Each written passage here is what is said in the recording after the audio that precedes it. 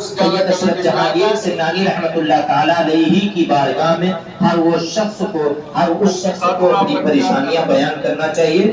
زیارت آپ جائے کرنے کے لیے، لیکن اگر زیارت یہاں سے ہٹ کر کے اور بھی کوئی رسم و رواج آپ پھیلا رہے ہیں تو یقین مانو پوری عمر ختم ہو جائے گی، کوئی نتیجہ حاصل نہیں ہوگا. حاضری کے 11 شرطیں ہیں، تیزی کے ساتھ آپ سماعت فرمائیں. حاضری کی 11 شرطیں. اول شرط، حاضری پر بیٹھنے سے پہلے نیت شریف میں غسل کرنا لازمی. کیا ہے؟ زور سے بولو بھائی، سب لوگ بولو. اگر سمجھ میں آ رہا ہو تو بولو، نہ سمجھ میں آ رہا تو ہاتھ کو ایسے اٹھا کر ہم سمجھ جائیں.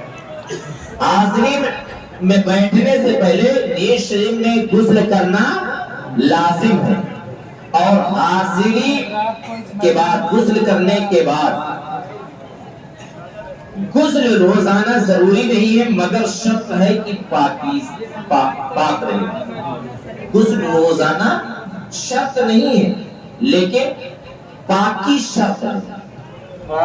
غسل روز نہیں کریں لیکن اس پاکی کو برقرار رکھیں. اور آپ نل پر جیسے ناپاک آپ ہو گئے ہیں تو آپ نل پر بھی اپنی پاکی دور کر سکتے ہیں، لیکن آپ ہمیشہ پاکی شرط.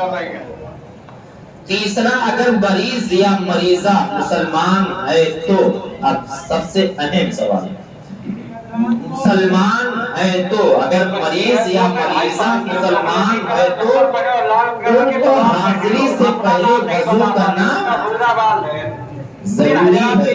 کیا کرنا؟ وضو کرنا ضروری ہے. اب سردار مخدوم پاک کی بارگاہ میں ہم اور آپ بیٹھتے ہیں، عدالت میں بہت سارے لوگ مخدوم پاک کی ربائی پڑھتے ہیں، درود پاک پڑھتے ہیں، طرح طرح کی چیزیں پڑھتے ہیں. کہتے ہیں زبان پاک. ہم مانتے ہیں زبان پاک ہے، یہ صحیح بھی ہے. درود شریف پڑھ سکتے ہیں، قرآن پاک کی تلاوت کر سکتے ہیں، ہم مانتے ہیں کہ زبان پاک ہے. لیکن اگر کوئی کسی کو سبق حاصل کرنا ہو تو اویسے کرنی سے سیکھیں. حضرت اویسے لوگ جب کنکر پتھر آپ پر مارتے تو آپ فرماتے ہیں اے لوگوں بڑے کنکر مت مارو، بڑے کنکر مت مارو. تو لوگ کہتے کہ تم عشق کا دعویٰ کرتے ہو، عاشقی کا دعویٰ کرتے ہو اور سخت سے بھاگ بھی رہے ہو، کہہ رہے ہو بڑے کنکر مت مارو. تو وہ آپ نے فرمایا اے لوگوں بڑے کنکر میں اس لیے منع کرتا ہوں کہ جب تم مارتے ہو تو زخم ہوتا ہے، اور جب زخم سے خون نکلتا ہے، جب زخم سے خون نکلتا ہے تو وضو ٹوٹ جاتا ہے. میں اس لیے کہہ رہا ہوں کہ چھوٹے پتھر مارو گے میں زخمی نہیں ہوں گا، چوٹ لگے گی لیکن میں زخمی نہیں ہوں گا. جب میں زخمی نہیں ہوں گا تو میرا وضو برقرار رہے گا، میں اپنے آقا پر درود آسانی سے پڑھ سکوں گا، میں اپنے آقا کا نام آسانی سے لے سکوں گا. اے لوگوں میں تمہیں صرف اس لیے کہہ رہا ہوں کہ تم چھوٹے پتھر کو مارا کرو تاکہ تمہارا بھی کام چلتا رہے اور ہمارا بھی کام چلتا رہے. یعنی مجھ کو درود پاک پڑھنے میں کوئی دقت محسوس نہ ہو.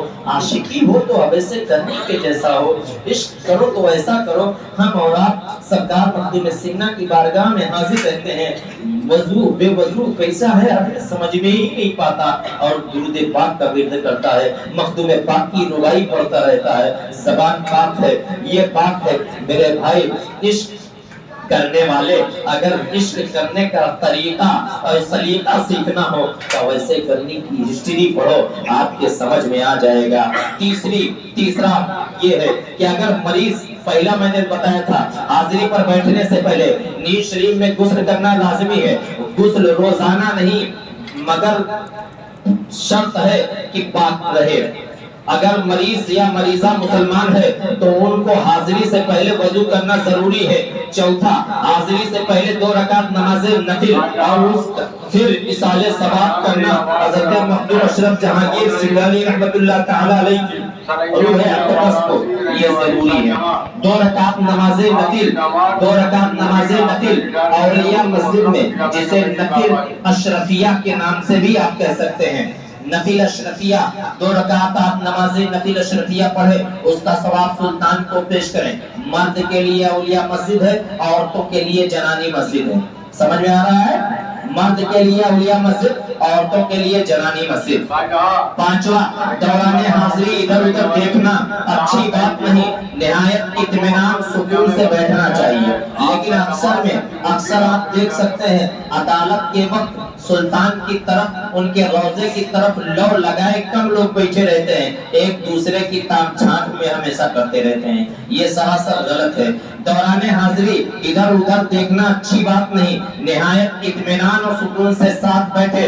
ایسا لباس نہیں پہننا چاہیے جس سے کسی کی نگاہ پڑے اور ایام حاضری بدن سے کھسک جائے۔ سمجھ میں آ رہا ہے نا؟ ایسا لباس نہ پہنے، چاہے وہ مرد ہو چاہے وہ عورت ہو، ایسا لباس نہ پہنے جس سے حاضری کے دوران کھسک جائے۔ ساتواں، کسی قسم کی خوشبو نہیں لگا سکتا، اپنے بالوں میں خوشبودار تیل نہیں لگا سکتا، خوشبو بھی نہیں لگا سکتا، خوشبودار تیل بھی نہیں لگا سکتا۔ چوتھا، آٹھواں، لپسٹک، میک اپ، قیمتی زیورات عورتیں قطعی طور سے نہیں پہن سکتی۔ یہ آپ اپنے گھر کی عورتوں کو بھی بتا سکتے ہیں کہ لپسٹک، میک اپ، قیمتی زیورات عورتیں قطعی طور سے نہیں پہن سکتی۔ اگر مریضہ نوجوان ہے تو اس کے ساتھ محرم کا رہنا ضروری ہے۔ مریضہ اگر نوجوان ہے تو اس کے ساتھ محرم کا رہنا ضروری ہے۔ ایام حیض یعنی ناپاکی کے حالت میں حدود کچھوچا، درگاہ روح پاک کیمپس کے اندر بھی آنا منع ہے۔ بات سمجھ رہے ہیں نا؟ ناپاکی کے حالت میں عورتوں کا روح پاک کیمپس کے اندر بھی آنا منع ہے۔ 11، دوران حاضری ہم بستری یعنی اگر عورت اور مرد ایک شادی شدہ ہیں تو شادی شدہ جو ہے وہ اپنے میاں بیوی صحبت نہیں کر سکتے، اس میں صرف ذکر الہی، ذکر اور ہر وقت اوراد و وظائف، توبہ و استغفار، درود پاک کا ورد، اور کوئی ایسا کھانا نہ کھائیں جس سے آپ کے چلے میں، آپ کے رہنے میں کسی قسم کی کوئی قباحت ہو۔ جیسے آپ بیٹھ گئے، آپ بیٹھ کر کے درود پاک پڑھ رہے ہیں، آپ نے عہد کیا کہ مجھے 1 گھنٹہ بیٹھنا ہے اور 1 گھنٹے میں آپ کو 2 مرتبہ وضو بنانا پڑا تو آپ کے چلے میں قباحت ہو گئی۔ آپ ایسا کوئی سامان نہ کھائیں جس سے آپ کو بار بار جو ہے ریاح خارج ہو، آپ کو ریاح خارج ہو تو آپ کا وضو ٹوٹ جائے، آپ بار بار جائے وضو بنانے کے لیے۔ تو ایسا چیز کھانا، لہسن، پیاز، ادرک، گوشت اور دودھ کی چائے، دودھ کی بنی مٹھائی، ان تمام چیزوں کو نہیں کھانا چاہیے، ان سب چیزوں کا پرہیز کرنا چاہیے۔ یہ اہم چیز ہو گئی۔ انشاءاللہ تعالی کل دوسری چیز میں آپ کو بتاؤں گا۔ درود